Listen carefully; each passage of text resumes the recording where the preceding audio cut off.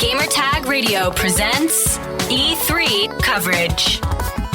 Hosts Danny Pena, Paris Lilly, and Peter Toledo are direct from the convention center floor.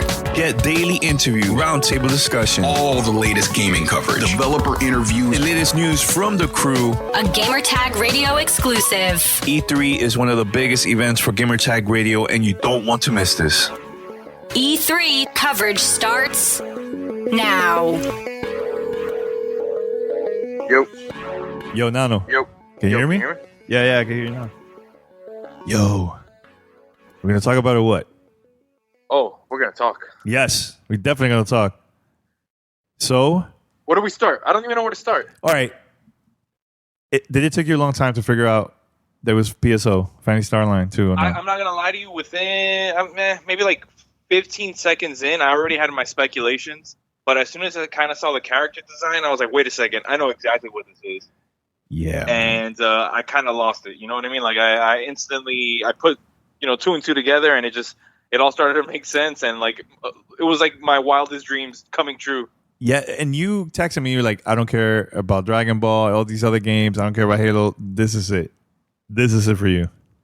No, this is, because this is the most unexpected news that I could have gotten. Probably because I knew Dragon Ball was going to be shown. I knew Cyberpunk was going to be shown. I know how amazing it looks already. Yes, this is a game that was left field, came out of nowhere, just a punch to the gut. I was so excited when I saw it.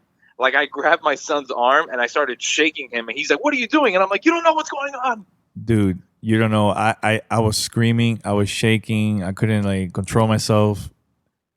Like, at first, I was like, "Yo, is that Phantasy Star Online?" And there was a couple people next to me like, I think it is.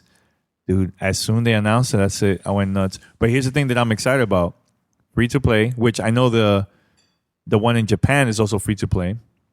I know they announced it back in 2012. And then 2013, it was announced for PlayStation Vita. I tried to download that game to play the Japanese version, and it wasn't working at all.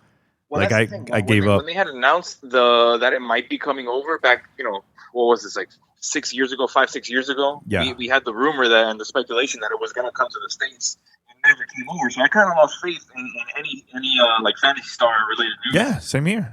I tapped out like, yo, that's never going to come out. Dude, I've been tweeting for the past few years to Sega, please. Oh, hashtag PSO2, whatever. And I know they had a survey. I don't know if you got to see this. I think it was like earlier this year, and I think they put Phantasy Star Online. It was in the top 10 or something, but number one was Jet Set Radio, right? So I'm like, okay, what are the chances of them bringing back the old game from the Dreamcast and the original Xbox? So I don't know. I got super excited. Right now I'm still here in LA. I was flipping cushions and kicking my kids over they didn't know how to they kept trying to figure out why I was so excited, and they don't know what we grew up on. This game was my entire world. Yes. When I was a teenager, this was you put me into this game, and it immersed my entire universe. It took over my life. Put it this way. It was out for the Dreamcast. I got the first game, then I purchased version 2.0. I started playing it. You have to pay a subscription, and I think it was like $10 or $10 a month, something like that. Mm-hmm. Yep. For the Dreamcast. Then the game got released again, the same 2.0 version for the original Xbox. But this time it had voice chat, because the original one we were strictly just typing, texting. That's what it was back then. Yeah, the only thing I feel like there wasn't supported in the game, there was not enough content, only for the American version. So we had to hack the servers for us to go and play the Japanese version, which had way more quests and more things to do in there. So I don't know. I'm super excited. I'm happy that I want to see where they take it, what they bring as far as content, support for the game. Yes. You read it says Xbox, PC, free to play, cross play. Exactly. So you don't need it. That's dope. Amazing. Yeah, that is dope. Because I know people that are still playing it for the Japanese version, from psoworld.com. Make sure to check it out. pso-world.com. That website's still going on since back in the days. And now with this version, most likely we could still play with our friends and people from the old PSO community. And this is the only console exclusive. There's no other console with this. They're gonna have this game at all. Like I thought that game was gonna come out for like maybe Switch or PlayStation 4 because of the PlayStation Vita version. You know, so did Microsoft exclusively purchase the rights to this, or I don't know, but I bet you they pay some serious money for that. I mean, regardless, to get that just for the Xbox. I own plenty of consoles, but like I'm super happy that it's on Xbox because, you know, Xbox was I think that's, you know, that was the where I started off with episode 1 and 2, you know? Yes, man. Yes. So yes. I'm just happy to be back. And honestly, man, if you're out there, I know you oh my God, yes. One of our old friends that we met him online playing that game, man. Yeah, I forget your gamer tag, but I know your name. Ezekiel, if you're listening to this, please. We're on there. I'll be waiting for man. you. Man. We gotta bring back the old crew, man, and play that game again. Yeah, no, all over again. I'm super excited for it. It's gonna be, you know, something that, you know, fans of the series are gonna love. People that don't really know the series are gonna get to experience it and hopefully fall in love with it the same way that we all did. You know, look, if you love Destiny, Borderlands, those type of loot shooters like that, this is the first game that actually came up with that concept for like a console back in the late 90s. Yeah, no, like I mean, well, my question is, how big are how big is the world going to be? Like, how immersed? I don't know. Like, how much are they going to like include in the game? Like, because I haven't really seen any Phantasy Star news since, you know, it got kind of it disappeared from the States. I mean, if you go right now to pso-world.com, you'll see everything there.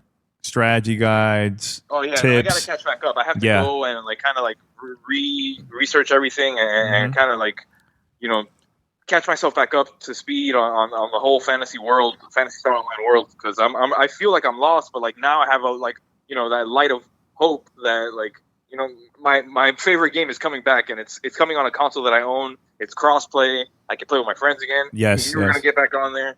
Yeah, and honestly, Nano, like I know not everybody's gonna be into Phantasy Star Online too, like us, but dude, like that game is the reason why I started internet radio. Was the original PSO for the Dreamcast, you know, and this was like, to me, was like perfect. Like, yo, Xbox, PC, free to play, cross play, all the quests from the original PSO2 for Japanese version available for this. Like dude, it's perfect. And I know everything they announced was perfect. Yeah, it totally made that whole Xbox briefing for me. Yeah, man. As far as like Cyberpunk, amazing, but I already knew what to expect. You know what I mean? Well, no, the Keanu Reeves one was. No, the Keanu news blew my mind. That was awesome. that was insane. That was insane. I don't know how it was to like see him in person, because you were yeah, we were right there. Us like we were like not all the way to the front. We were like in the back, like middle-ish. But yeah, dude, it was crazy. That whole crowd went nuts, man. Crazy. Yeah, like crazy. Just like as much as I see from it, like, and you've seen way more content than I have, but every time I see something from Cyberpunk, it just gets better and better, and I'm like, man, this is gonna be great. Yeah, like that's already gonna be like the 2020 game of the year. I know that, but this is like cult classic. One of my favorite franchises ever. Yeah, so they said.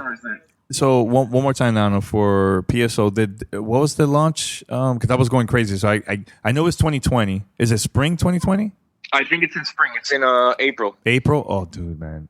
I have to double check the date, but I think it was like April 16th or something like that. No, that's Cyberpunk. I'm talking about PSO. Oh, Cyberpunk. God. PSO. Yeah, no, PSO. I believe it's in the spring. But yeah. Either way, I don't care when they release it. There's confirmation that it's coming, and I'll wait. Yeah, man, I'm excited, man. So yeah, Ezekiel. Who else? I know there's a couple people. Arashi. We should play with her. PSO back in the days.